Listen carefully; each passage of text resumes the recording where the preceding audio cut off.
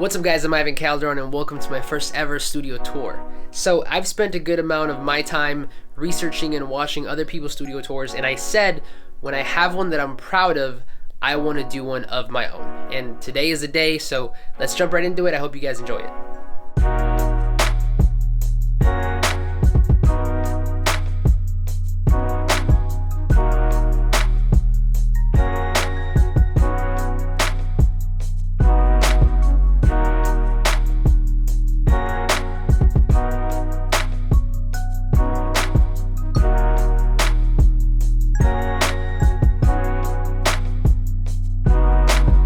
So when you walk in, this is the view that you get, and it really isn't that big of a space. It really is just a room in my house, but I have been able to put out some great music from here.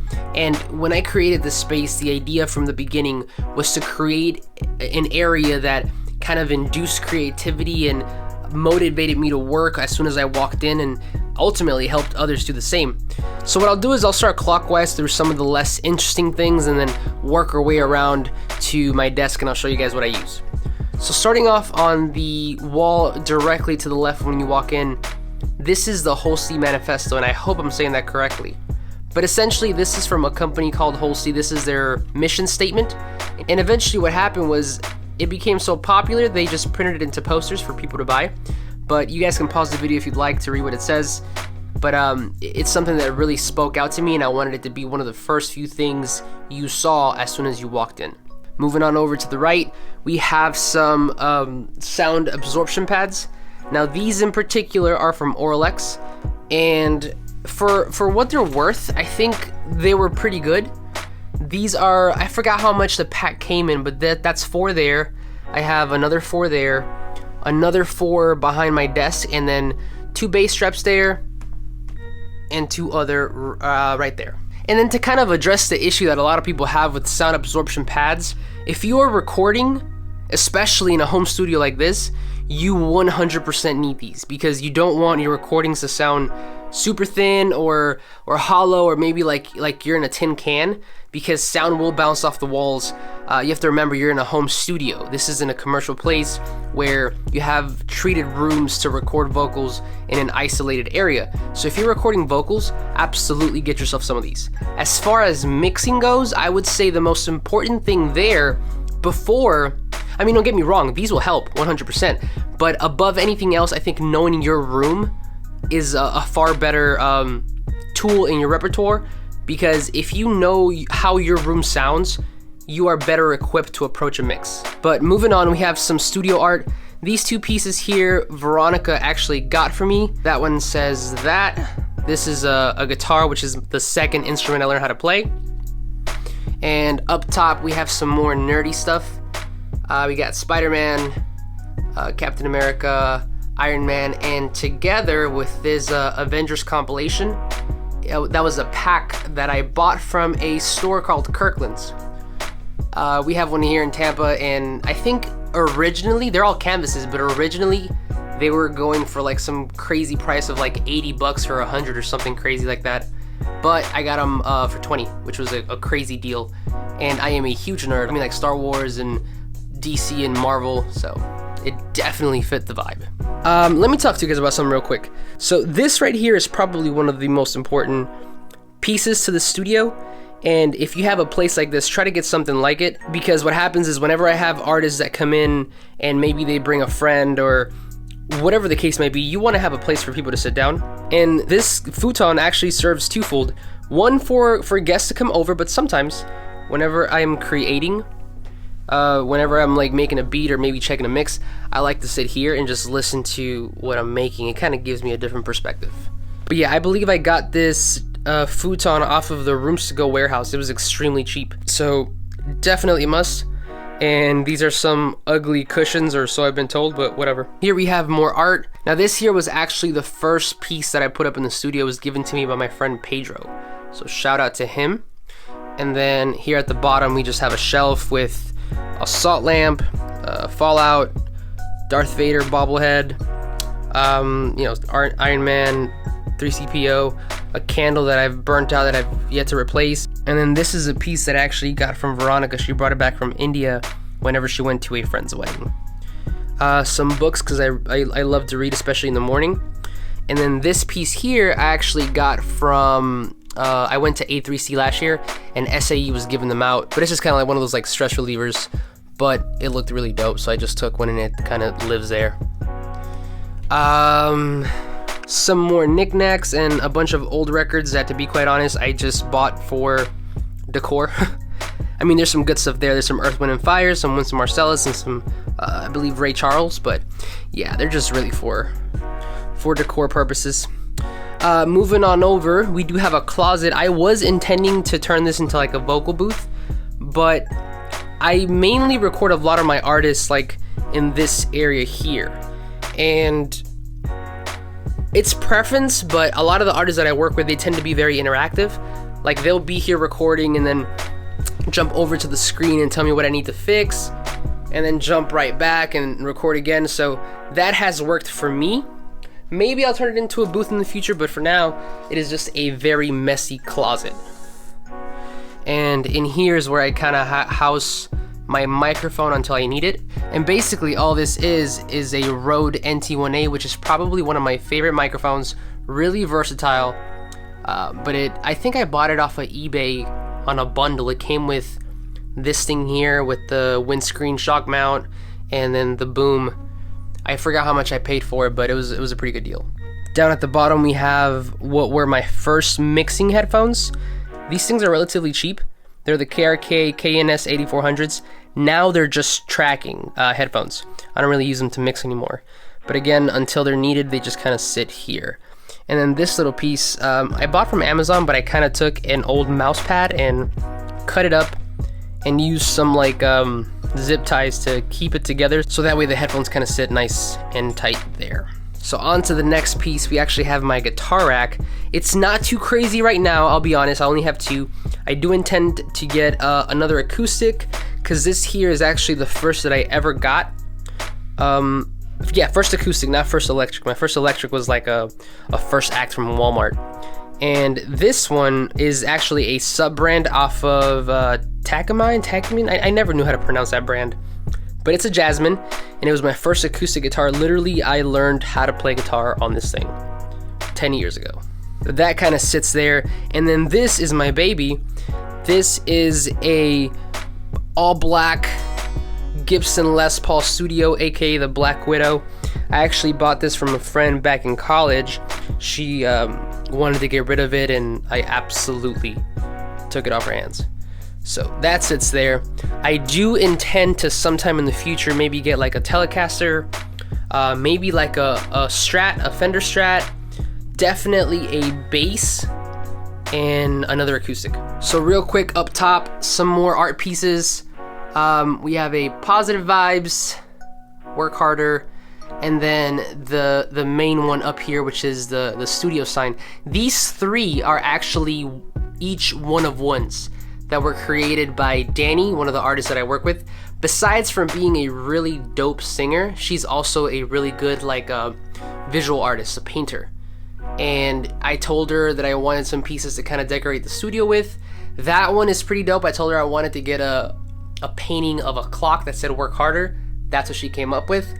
The studio is called the Space Station, as you guys can probably tell there. And so she made that piece, and then she kind of made that one to match. And funny story, the reason the studio is called the Space Station is because of these hue lights here. So I bought the starter kit, which comes with 3 lights. So I put one there, one up at the top, and eventually I got the strip to go along behind the desk.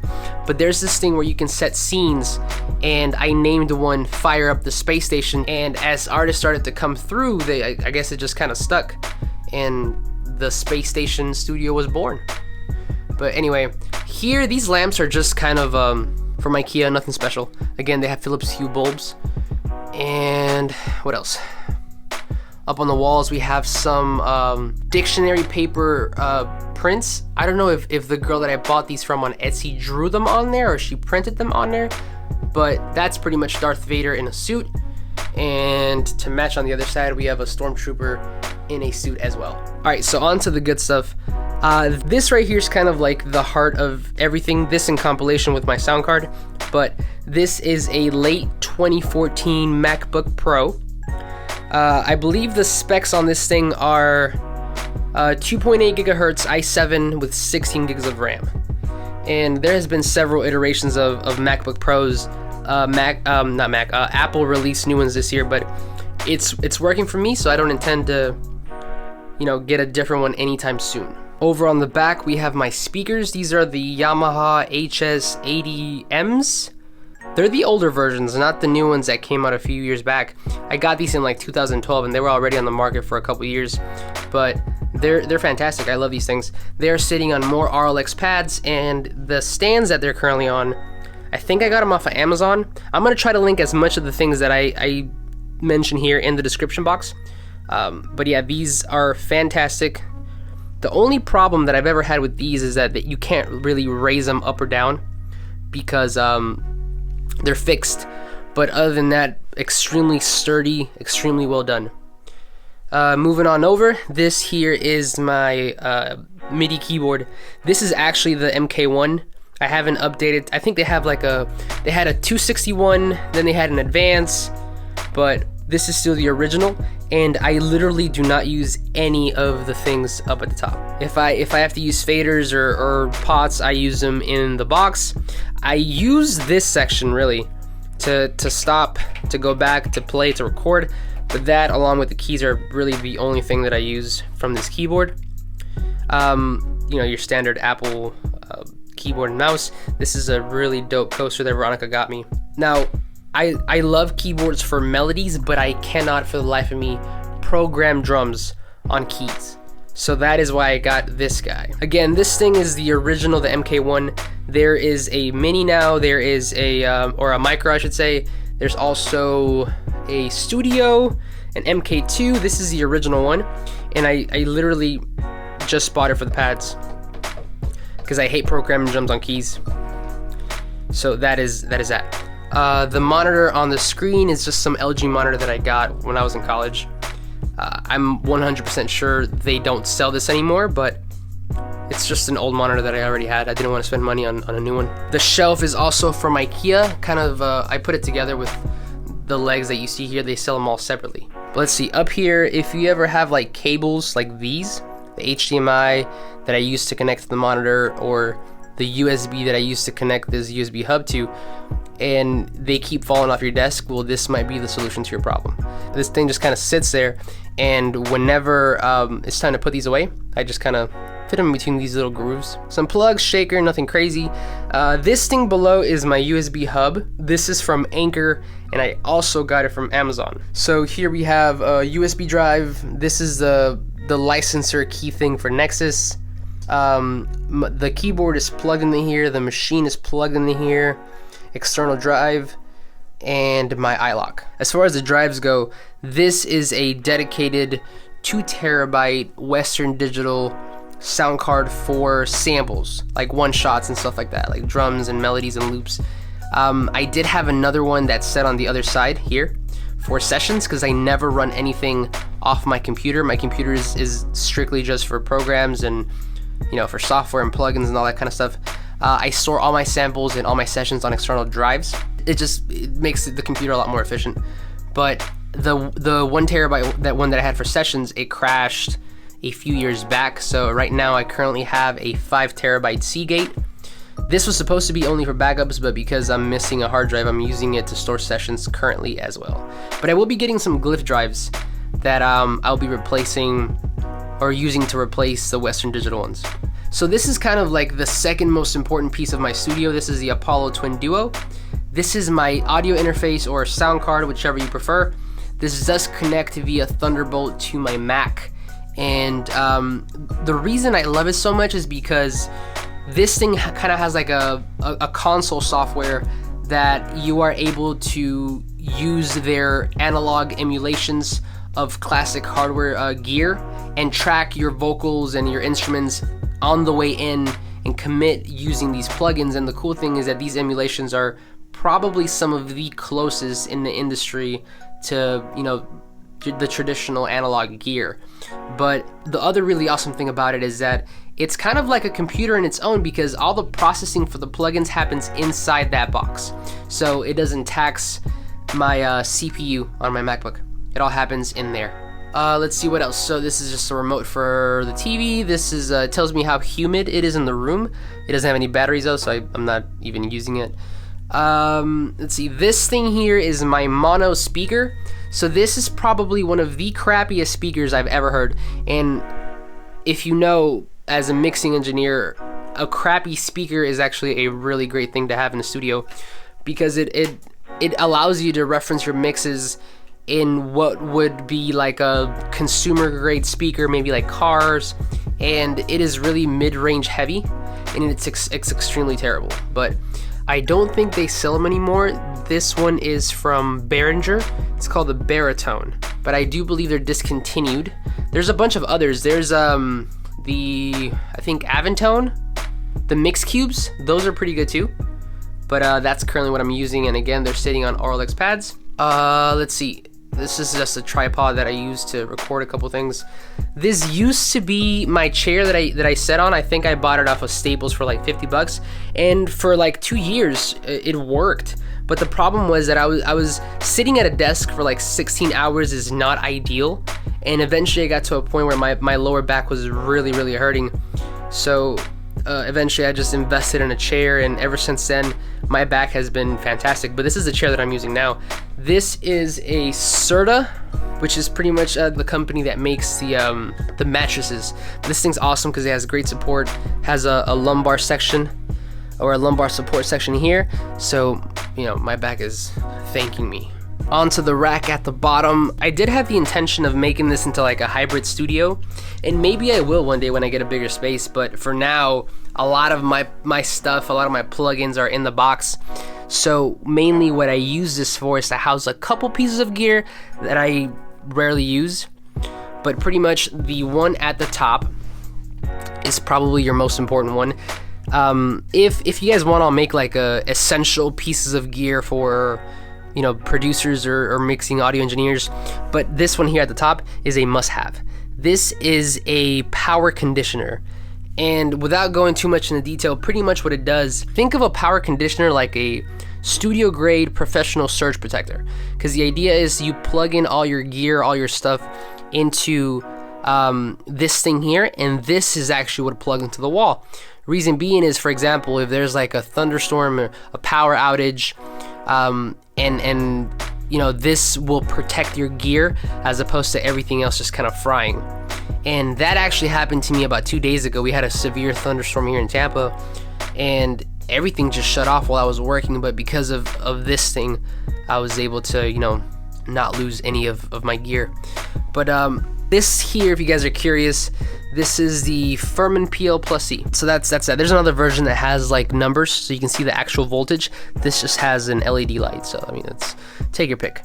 The unit right below it is actually not supposed to be here. It's really a light switch for like just like lighting, overhead lights and whatnot. And I realize this is extremely lazy, but I got tired of going to the back of that speaker and that speaker and that speaker, and then the Eureka, which I'll talk about in a minute, also does not have a power switch in the front. So I just plug everything to here, and it gives me access.